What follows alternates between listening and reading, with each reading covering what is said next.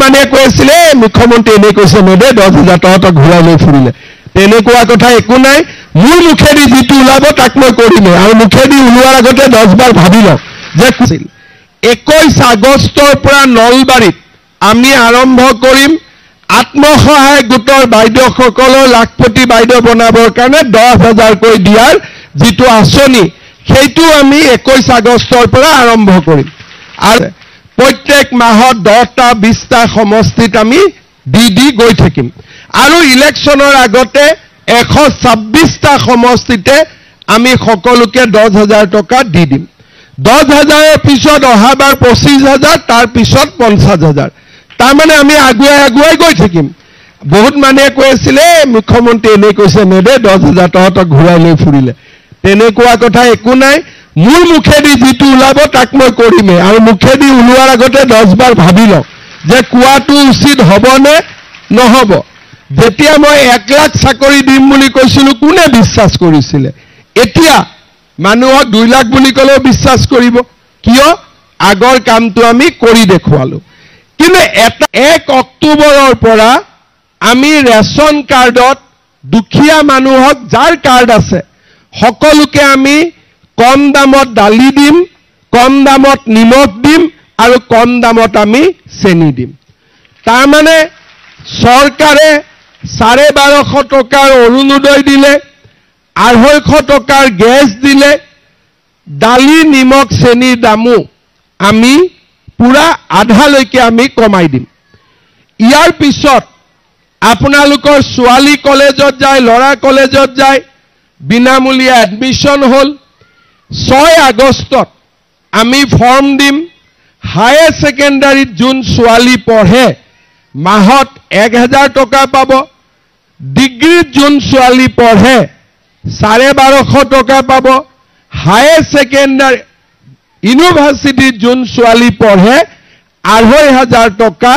মাহত পাব এইবাৰ আমি ঠিক কৰিছো যে আমাৰ দুখীয়া ল'ৰাবিলাকে মেট্ৰিক দিয়ে কোনোবাই নোট এখন কিনিব নোৱাৰে কিতাপ এখন কিনিব নোৱাৰে এইবাৰ মেট্ৰিকত যিমান ল'ৰা ছোৱালীয়ে ফৰ্ম ফিল আপ কৰিব মেট্ৰিক পৰীক্ষা নোহোৱালৈকে তেওঁলোকক আমি 300 টকাকৈ প্ৰত্যেক মাহত আমি দি গৈ থাকিম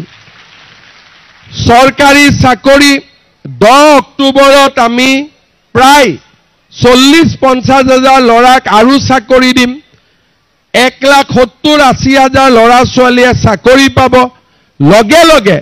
আমি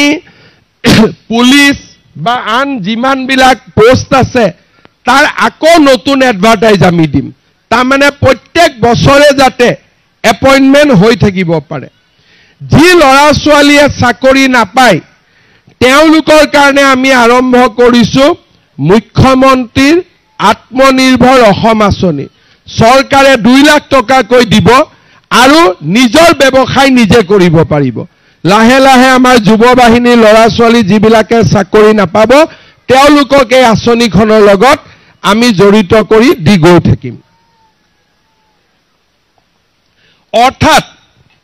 আজি আমাৰ চৰকাৰখনে যিমানবিলাক আঁচনি হাতত লৈছে কোনে ল'ব পৰা নাছিল 21 আগষ্টৰ পৰা নলবাৰীত আমি আৰম্ভ কৰিম আত্মসহায়ক গোটৰ বাইদেউসকলৰ লাখপতি বাইদেউ বনাবৰ কাৰণে 10,000 কৈ দিয়াৰ যিটো আঁচনি সেইটো আমি 21 আগষ্টৰ পৰা আৰম্ভ কৰিম আৰু কেইদিন আছে 20 দিন আছে প্ৰত্যেক মাহত 10টা 20টা সমষ্টিত আমি দি গৈ থাকিম আৰু ইলেকশ্যনৰ আগতে 126টা সমষ্টিতে আমি সকলোকে 10,000 টকা দি দিম 10,000ৰ পিছত অহাবাৰ 25,000 তাৰ পিছত 50,000 তাৰমানে আমি আগুৱাই গৈ থাকিম বহুত মানুহে কৈ আছিলে মুখ্যমন্ত্ৰী এনে কৈছে নেদে 10,000 টকা ঘূৰাই লৈ ফুৰিলে তেনেকুৱা কথা একো নাই মোৰ মুখেদি যিটো ওলাব তাক মই কৰিমে আৰু মুখেদি ওলোৱাৰ আগতে 10 বাৰ ভাবি লওক যে কোৱাটো উচিত হ'বনে নহ'ব যেতিয়া মই 1 লাখ চাকৰি দিম বুলি কৈছিলো কোনে বিশ্বাস কৰিছিলে এতিয়া মানুহক 2 লাখ বুলি ক'লেও বিশ্বাস কৰিব কিয় আগৰ কামটো আমি কৰি দেখুৱালো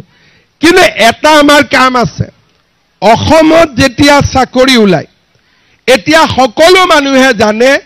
যে এই চাকৰিত কোনেও টকা পইচা নলয়, সকলো মানুহে চাকৰি পাব পাৰে,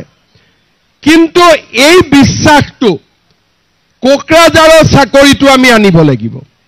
যাতে দিছপুৰত যেনেকে চাকৰি সকলো জাতি জনগোষ্ঠীৰ মানুহে পায়, মেৰিটত পায়। অহাবাৰৰ পৰা বিটিচিটো যিমান চাকৰি ওলাব মেৰিটত হ'ব লাগিব, সকলো জাতি জনগোষ্ঠীৰ মানুহে পাব লাগিব। মই দুটা কাম, মাটি বাৰীৰ অধিকাৰ সকলোৱে পাব লাগিব, চাকৰি বাকৰিৰ অধিকাৰ সকলোৱে পাব লাগিব, আৰু চৰকাৰৰ আঁচনিৰ অধিকাৰ সকলোৱে পাব লাগিব। এতিয়া আমি জিঅ' টেগিং কৰিছোঁ, কোনো সিলেকশ্যন কৰিব নালাগে, নিয়মত যোন পৰে আকাশৰ পৰা ছেটেলাইট দি আমি ঘৰ চাম, যাৰে ঘৰ নাই, যাৰে ঘৰ কেঁচা আমি তাকেই দিম, মানুহৰ লগত কথা নাই, কোনেও সিলেক্ট কৰিব নালাগে, কাকো টকা পইচা দিব নালাগে, আমি যি কৰিম আকাশৰ পৰা কৰিম। আজিকালি আমাৰ ব্যৱস্থা সম্পূৰ্ণ সাইন্টিফিক, যাতে কোনো মানুহ বাদ পৰি নাযায়। শ্ৰদ্ধাৰ ৰাইজ,